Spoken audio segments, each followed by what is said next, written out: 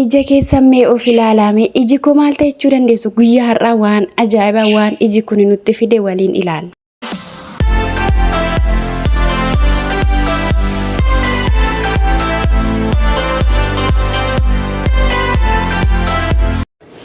Nagaa waaqayyo isiniif haa baay'atu yeroo mul'ata akkam jirtu nagaa keessanii nagaa kooti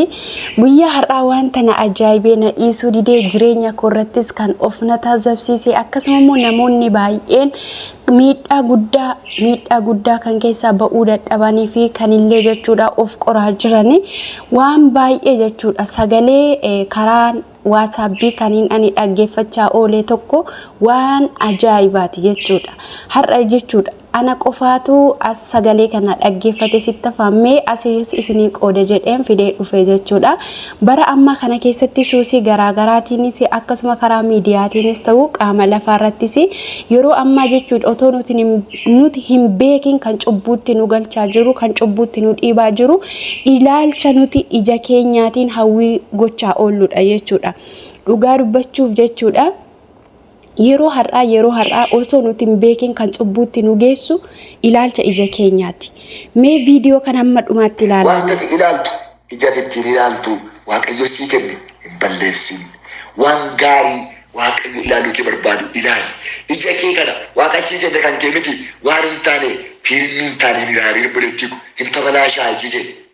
burcuqqoo ija keetiin miidhama bor waaqayyotti walitti buuta bor waaqayyotti gaddita sifakkanna godhe jetta bor fayyinaaf raajota meeqa garachifattee dadhabda qoricha bittee dadhabda ayi gilaasiidhaan dadhabda ija kana eeggadhu akkamitti eeggatta ija kee muka tumachuu duwwaarraa eeggatta miti waan gadhee ilaaluurraa eeggadhu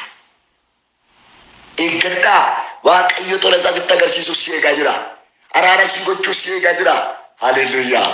haleluuyaa araara si gochuu waaqayyo si eegaa jira eeggadhu ati garuu waan ilaaluun sirra hin jirreen ilaaliin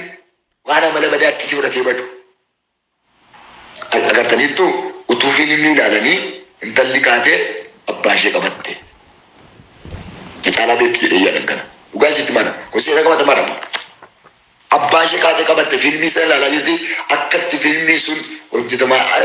taa'aa jiru waan argite isheen isa warra fiilmii sana kaatee abbaa ishee akka abbaa ishee ta'e dagattee akka hiriyaa ishee isa jaalalaa isa guyyaattitu atti abbaa qabattee abbaa wajjin jiraachuu jalqabde abbaa qabattee gangalchite abbaan rifatee intala isaa reebe mee kottaa dhaggeeffadhaa hin garafe silkii ishee akka fuudhee caccabse mee kottaa waa isitti maara namni waan ilaalu fakkaataa hin goyyoominaa oolonni Yaaqoob ulee Yaaqoob ilaalaa hariitee ulee isaa fakkaatte gaafa dhalatte namni waan ilaalaa ooluu waan dhagaa oolu fakkaata maal dhagaa ooltas maal dhagaa oolta tiktookii irraa dhaloonni babbadaniiru fiilmii ilaaluudhaan dhaloonni babbadaniiru sittiin toleere suushii sittiin taaneere miidhamaan jirtuure aaraan jirtuure yoo galteen dabalaa shawuure jireenyi kee yoo galte gaa'illi kee dabalaa shawuure egeree kee balleessaan jirtu wanti gaa'een waaqayyo ilaaluu kee barbaadne kun yeroo ilaaltu egeree kee miidha hin boossa egeree kee miidha deemee egeree kee miidha har'allee iddootti waan gadee hojjettu dhabuu dandeessa ofumaa suushuufitti kakaafta garuu egeree kee miidha akkam taatalaadha yeroo malee waan hin taane keessatti afurri karaa sanaa si qabata jaatamii karaa sanaa si qabata afurri bara dhumaa sun karaa sana namoota nyaatee fixaa jira eessaan seexanii kan namarraa fiilmi irraan qabadheera immoo irraan qabadheera FB irraan qabadheera sanarraan qabadheera fiilmi ilaalchiseen qabadheera kuttu bulettii koo ija waaqayyo sii kenne qusadhu ija waaqayyo sii kenne waan waaqayyo ilaaluu kee barbaadne ilaaliin waan gaalamotaan ilaaliin waaqayyo ho'asaa sitti agarsiisuuf si eegaa jira eebbaan si eebbisuudhaaf si kabajuudhaaf nama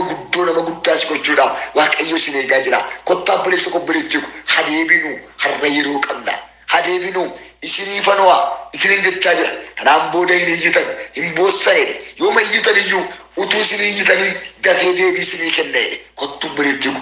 yoo waan waaqayyo of eeggadhu waan waaqayyo ilaaluu kee barbaanne gaafa ilaaluu dhiifte waan waaqayyo agauusaa jibbu agau yoo jibbite sichi kanaan booda rakkina keessa gaafa galtu waaqayyo dafee si dhagaa maaliif waaqayyo dafee si dhaga'uu dhabeettu obboleessa koo maaliif beektaa situ kaleessa eeggadda utuu rakkina hin godhatin utuu rakkinni sitti hin dhufin waaqayyo of hin eegganne namni gaafa rakkinni itti dhufu bu'a malee sana dura fi eeggan lafumaa ka'ee rakkinni sitti hin dhufne duuba isaa ilaali karaa itti rakkinni sitti dhufe sun qoradhu kaleessa situ rakkina fuulduratti fidaa jira harrayyuu yoona ji'a sadaffaa keessa ji'a arfaffaa keessa dhukkuba sitti dhufuuf har'a qophii qabda ta'a harkisaa jirta ta'a atiraakti gochaa jirta ta'a inni samala keetiin waan ilaalaa jirtu waan dhagaa jirtu badaadha taanaan gadheedha taanaan waaqayyoon hin kabaju waaqayyoon hin tolu taanaan ammayyuu ji'a booda ji'a lama booda ji'a sadii booda guyyaa sadii booda waan sitti fidaa jiru hin beeku amalli kee hin beektu waan badaa ati ilaalaa jirtu wanta inni sitti fidaa jiru hin beektu kanaafiyyuu kottaa hundi keenya anarraa dabalatee abbootiin hafuuraa kabajamuun saba waaqayyoo warri tajaajillu ni kottaa hayyaallannu Efesoon boqonnaa 5 lakkoofsa 15 irratti egaa attamitti akka deddeebitan haliilaa ilaalladhaa to imitation to discipline ni gadi fageenyaan akkamitti akka deddeebitan ilaalladhaa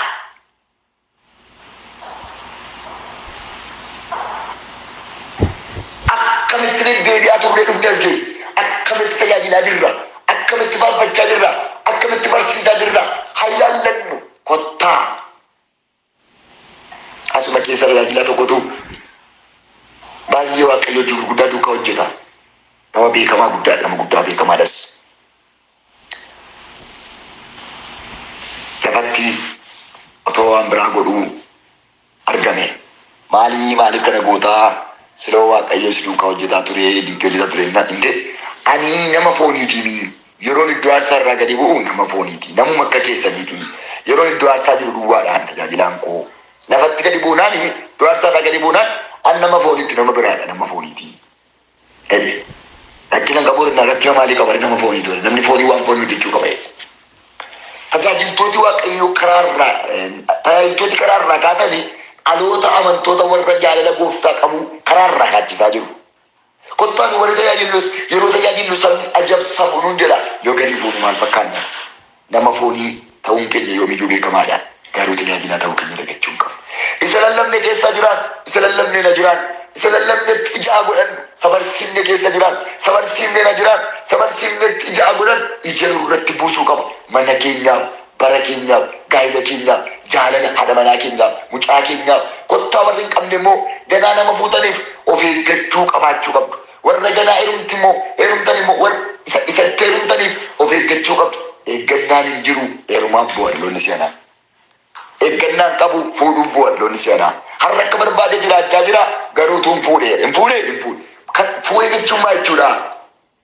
yoo barbaade korban tokko wajjin buleen deebi'aa guyyaa lama wajjin bulee fuudhee jechuun maa jechuudha waan bara kanaa ana caalaa beektu meetti yaadin buleetti qobboleessa kabajamoo saba waaqayyo tajaajiltoota mee dhaggeeffadhaa waa yaadaa ayyan maal fakkaata jireenyi keenya check up your life na jireenya keessan check up godhadhaa maal fakkaata jireenya keenya haa madaallu